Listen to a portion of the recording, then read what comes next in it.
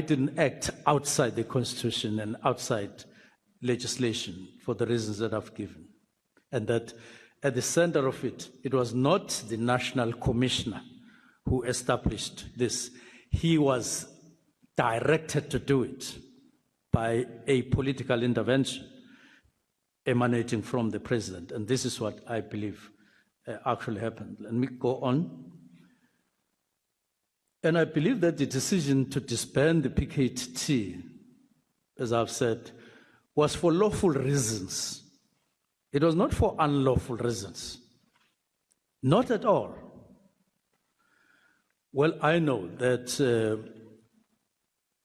when General Mchunu has made a statement,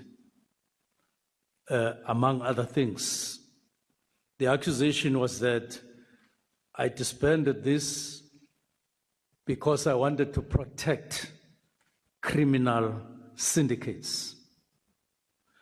I want criminal syndicates. I wonder. But not that I wanted to protect them. And I will say how I have demonstrated in the past that I want them.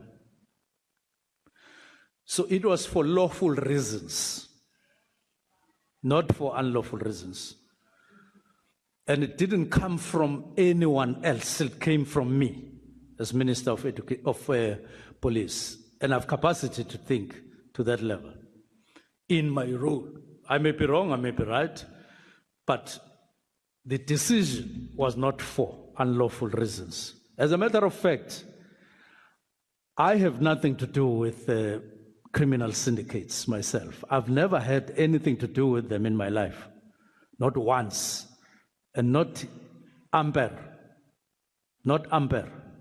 It has never happened, and it will never happen. It will never happen.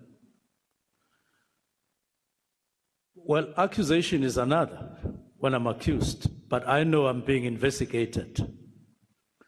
But I know that at the same time, statements have been made in this comment that I'm no criminal. General Mchunu knows in his conscience that I'm not a criminal, that I have nothing to do with criminal syndicates. He knows. Now, let me go on. So it was not for criminal reasons. Now, I may as well add, the crimes that are being associated or lined up with the decision, those activities on those alleged criminals took place long before